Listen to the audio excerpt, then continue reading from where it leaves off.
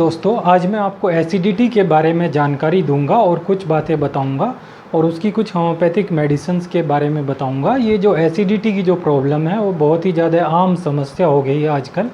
ये जो प्रॉब्लम है वो अधिकतर इनडाइजेशन, जब आपका फूड जो है प्रॉपरली डाइजेस्टेड नहीं होता तो उसकी वजह से होती है। तो इस केस में कौन कौन सी होम्योपैथिक मेडिसिन, सबसे पहले कुछ एलिमेंट्री होम्योपैथिक मेडिसिन है जिनको कम लेवल की एसिडिटी और जिनको ज़्यादा एसिडिटी है, हाइपर एसिडिटी है, फिर उसी के हिसाब से जो मेडिसिन है वो चेंज होती रहती हैं।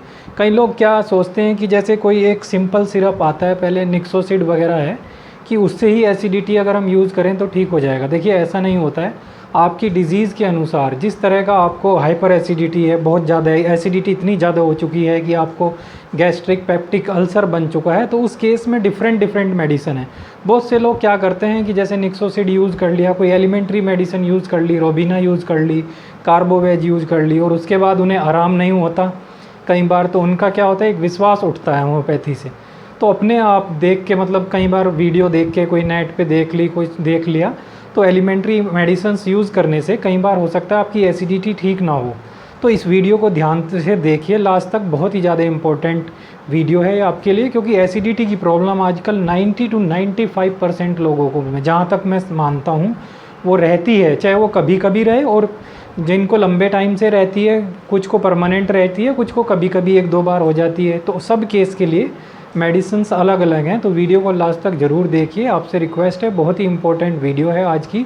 तो मैं YK गुप्ता, मेरे YouTube channel HM4U Roorkee, that is homeopathic medicine for you Roorkee में दोस्तों आपका बहुत बहुत स्वागत है। तो चलिए शुरू करते हैं।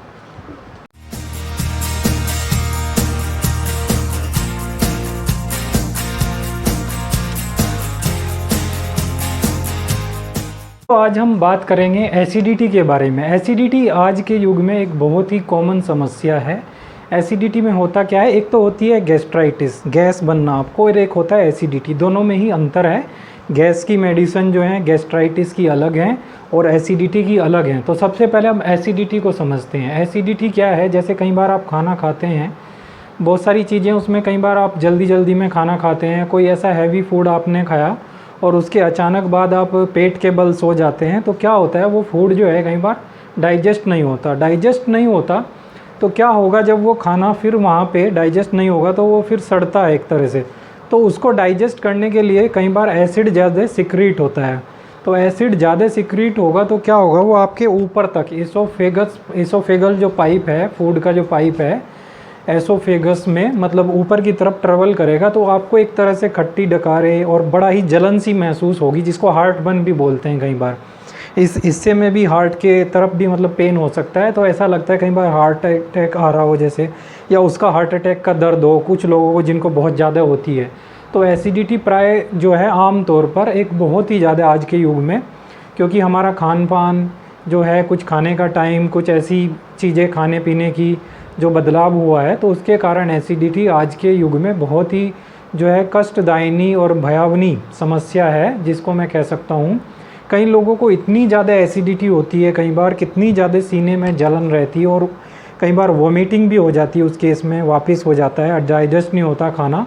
तो और 1-2 दिन तक आप बहुत ज़्यादा परेशान रहेंगे। आपको कॉन्स्टिपेशन भी इस दौरान हो सकता है, पेट में दर्द भी हो सकता है, जलन तो होगी। तो ये सब एसिडिटी के लक्षण हैं। गैस बनना अलग चीज़ है और एसिडिटी अलग चीज़ है। गैस का तो होता है कि स्टोमक ब्लोटिंग कर रही है, गैस पास नहीं हो रही है। एसिडिटी में प्राय जो है आपको इस हिस्से में यहाँ पर जलन होगी और बहुत ज़्यादा हार्ट बर्न, जिसको मैं बोल रहा हूँ, वो अनडाइजेस्टेड फूड की वजह से एसिड ज़्यादा सिक्रेट होता है, तो वो कई बार ऊपर रिफ्लेक्स भी हो जाता है, जिसको बोलते हैं GERD, गैस्ट्रोइसोफेगल रिफ्लेक्स डिसऑर्डर। तो ये एसिडिटी है। और एसिडिटी के केस में देखिए, होम्योपैथी में बहुत सारी मेडिसिन है। अब आपकी एसिडिटी किस लेवल की है, मान ले किसी को अभी अभी हुई है या किसी को क्रॉनिक है, तो उस हिसाब से अलग अलग होम्योपैथिक मेडिसिन है। थोड़ा वीडियो को ध्यान तक देखिए, इसलिए मैं बोल रहा था शुरू में ही, क्योंकि मेडिसिन्स डिपेंड करते हुए, आपके लक्षण को मिलाते हुए किस तरह की मेडिसिन है। तो सबसे पहली ये तो था दोस्तों कारण जो मैंने बताया एसिडिटी होने का। जब भी खाना खाएं, एक तो ध्यान रखें कि खाने को अच्छे से चबा के धीरे धीरे खाएं, तेज़ी में कभी खाना मत खाएं, क्योंकि मुंह में जो है, आप जैसे ही यहाँ से खाना खाना स्टार्ट करते हैं मुंह से, तो वहाँ पे एक सलाइवा होता है, थूक जो होता है उसमें वो अच्छी तरह मिलना चाहिए आपके खाने में, तभी डाइजेस्टिव जो सिस्टम है वो अच्छा रहेगा। तो खाने को धीरे धीरे खाएं। और दूसरा, मैं कई बार बोल चुका हूँ, खाने के बीच में, बाद में और शुरू में बिल्कुल भी पानी मत पिएं। आधे घंटे बाद पहले तक हो सके तो 15-20 मिनट तो कम से कम रखें, और बीच में तो बिल्कुल नहीं पिए। कोई इमरजेंसी किसी दिन हो जाती है, जैसे कुछ दिक्कत हो जाती है तो ले सकते हैं, वरना खाने खाते समय और बाद में, खाना खाने के आधे घंटे बाद तक बिल्कुल भी आप पानी मत पीजिए। क्योंकि जैसे ही आप खाना खाते हैं तो अंदर एक फायर जो है, जठाग्नि जिसको बोलते हैं, वो स्टार्ट होती है, और अगर आप पानी पी लेते हैं तो वो बुझ जाती है। तो उसकी वजह से जो फूड है वो अनडाइजेस्टेड रहता है, और जिसकी वजह से एसिडिटी की प्रॉब्लम होती है। तो सबसे पहले तो हम यही ट्राई करते हैं कि आपको मेडिसिन की ज़रूरत ना पड़े। खाने पीने का तरीका सुधारें पहले, मतलब जैसे मैं बता रहा हूँ, खाना खाते वक्त और बाद में आधे घंटे तक पानी बिल्कुल मत पीजिए, और धीरे धीरे खाइए खाने को। कोई हैवी फूड मत खाइए ज़्यादा, जैसे ब्रेड वगैरह का बहुत आजकल प्रचलन है। मैदे की चीज़ जो है, मैदा जो है वो आपके आंत में जाके एक तरह से चिपक जाता है। जिनका डाइजेशन अच्छा है, कई लोग कहेंगे हमको तो कोई दिक्कत नहीं होती, तो जिनका डाइजेशन अच्छा है वो उनको हजम हो जाता है, वरना नुकसान तो देता ही है। तो मैदे से बनी हुई चीज़ जो है, जैसे ब्रेड है, भटूरा है, कोई भी हैवी चीज़ जो है, और जो हैवी दाल हैं जैसे उड़द की दाल हैं, कई लोगों को उनको भी एसिडिटी उससे होती है। रात के टाइम बिल्कुल मत खाएं। तो ये तो थे इसमें कुछ प्रिकॉशंस और फ्रेज, इनका ध्यान ज़रूर रखें। अगर इनका ध्यान आप नहीं रखते तो कई बार मेडिसिन्स भी अपना काम नहीं करती, ये मैं आपको बता देता हूँ। कई लोग कहते हैं मेडिसिन लेने के बाद आराम नहीं होता, उसका कारण यही है, अगर इन प्रिकॉशंस को आप ध्यान नहीं रखेंगे तो बिल्कुल भी आराम नहीं होगा। तो इन चीज़ों का, ख़ासतौर से जो ओल्ड एज हो चुके हैं, 50, 55, 60 के करीब हो चुके हैं, उनको हैवी फूड जो है बिल्कुल मत लें रात में। मैदे का खाना, भटूरे हैं, और भी कोई जैसे ऐसी चीज़ें हैं, दाल है उड़द की, ऐसी चीज़ों को अवॉइड करें अगर उन्हें एसिडिटी की प्रॉब्लम रहती है, उनका पाचन अच्छा नहीं है। अब दोस्तों चलते हैं मेडिसिन्स की तरफ। तो सबसे पहले जो एलिमेंट्री मेडिसन है बिल्कुल, वो है निक्सोसिड। एक SBL का सिरप आता है, ये सिरप की फॉर्म में भी आता है, टैबलेट की फॉर्म में भी आता है। यहाँ पे मैंने नाम भी लिखा है, आप बाद में डिस्क्रिप्शन बॉक्स से भी चेक कर सकते हैं, वहाँ पर पूरा लिखा जाएगा। तो निक्सोसिड सिरप, अगर आपको हल्की फुल्की एसिडिटी है, कोई ज़्यादा सीरियस वाली एसिडिटी नहीं है जिसको हाइपर एसिडिटी कहते हैं, अगर वो नहीं है तो आप इसको यूज़ कर सकते हैं। इसके 5 से 10 ml जो है 3 से 4 बार ले सकते हैं 1-2 दिन के लिए, जितने दिन आपको एसिडिटी रहती है। तो ये सबसे एलिमेंट्री मेडिसिन है दोस्तों। फिर उसके बाद जो दूसरी मेडिसिन है वो रोबीना है, रोबीना 30। ये भी एसिडिटी के लिए, अगर आपको खट्टी डकारें आती हैं तो उस केस के लिए रोबीना बहुत ज़्यादा इफेक्टिव मेडिसिन है। रोबीना को आपको खाना खाने के 20 मिनट बाद 2 बूंद इसकी सुबह, दोपहर, शाम लेनी है, जब आपको एसिडिटी रहती है। अगर आपको क्रोनिक समस्या है तो भी आप इसको 15-20 दिन, महीने भर आराम से ले सकते हैं। फिर एक मेडिसिन होती है दोस्तों बिस्मिथ मेटेलिकम। बिस्मिथ मेटेलिकम भी, अगर आपको बहुत ज़्यादा एसिडिटी रहती है तो उसको खाना खाने से 15 मिनट पहले, 15-20 मिनट पहले आपको लेना है, जिनको क्रोनिक एसिडिटी की प्रॉब्लम रहती है। तो एक तो रोबीना होगी और bismuth metallicum. B for bismuth है, तो बी पहले आता है अल्फ़ाबेट में, तो उसको खाना खाने से पहले लें, ऐसे याद रखें। और रोबीना को खाना खाने के 15-20 मिनट बाद लें। 2 बूंद डायरेक्टली टंग में लेनी है। मेरे हाथ में जैसे रोबीना है, खाना खाने के 2 बूंद बाद में आपको इसको डायरेक्टली टंग पे लेनी है। तो बहुत ही ज़्यादा इफेक्टिव मेडिसिन है रोबीना भी। अब दोस्तों चलते हैं, कई लोगों को एसिडिटी इस कदर हो जाती है कि जैसे उनको कई 6 महीने से, साल भर से रहती है, तो उस केस में अंदर जो है, जो ईसोफेगस सिस्टम है, आपका जो पाइप है, उसमें छाले भी पड़ जाते हैं कई बार ज़्यादा एसिड सेक्रीट होने से, और कई बार पेप्टिक, गैस्ट्रिक, डिडोनल अल्सर वगैरह की भी प्रॉब्लम हो जाती है। तो उस केस में जो दोस्तों सबसे ही इफ़ेक्टिव मेडिसिन है वो एक मदर टिंचर है। यहाँ पे मैंने नाम भी लिखा हुआ है, आप बाद में चेक कर लीजिए। गरेनियम मैकालुटम, ये दोस्तों बहुत ही अच्छा है। गरेनियम मैक का मदर टिंचर आपको SBL में मिलता है जनरली। तो ये बहुत ही ज़्यादा प्लांट किंगडम की मेडिसिन है, बहुत ही अच्छी मेडिसिन है। अगर जिसको बहुत ज़्यादा गैस्ट्राइटिस, मतलब एसिडिटी की प्रॉब्लम रहती हो, गैस्ट्राइटिस अलग चीज़ है, फिर से बोलता हूँ, तो एसिडिटी, जिनको हाइपर एसिडिटी रहती हो कई महीनों तक, 2-2, 3-3 महीने जिनको रहती है, लगातार होती रहती है, तो वो गरेनियम, ये एक ऐसी मेडिसिन है जो भी आपका पेप्टिक अल्सर है, गैस्ट्रिक अल्सर है, ड्यूडेनल अल्सर है, चाहे वो स्टोमक कैंसर हो, लास्ट मेडिसिन मानी जाती है ये बिल्कुल होम्योपैथी में। गरेनियम के बहुत ही अच्छे रिजल्ट हैं। तो इसको आप 20 बूंद 1 कप पानी में, ध्यान रखें मात्रा 1 कप पानी लें, उसमें 20 बूंद गरेनियम मेटाकुलम की डालें, थोड़ा गुनगुना पानी हो तो ज़्यादा अच्छा है, और उसको सिप करके पीना है आपको, चाय की तरह, जिससे आपको जल्दी रिलीफ होगा। और आप इसको दिन में 3 बार यूज़ करें, एक बार सुबह में, एक बार दोपहर में और एक बार रात में खाना खाने के आधे घंटे बाद यूज़ करें।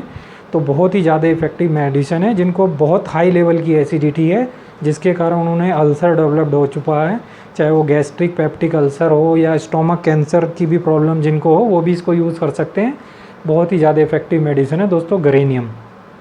अब चलते हैं कि अगर एक डाइल्यूशन और है पेप्सिनम 30। कई बार क्या होता है, जब एसिड ज़्यादा सिक्रीट होता है, हाइड्रोक्लोरिक एसिड, तो पेप्सिन जो है वो भी बॉडी में सिक्रीट होता है उसको न्यूट्रलाइज करने के लिए।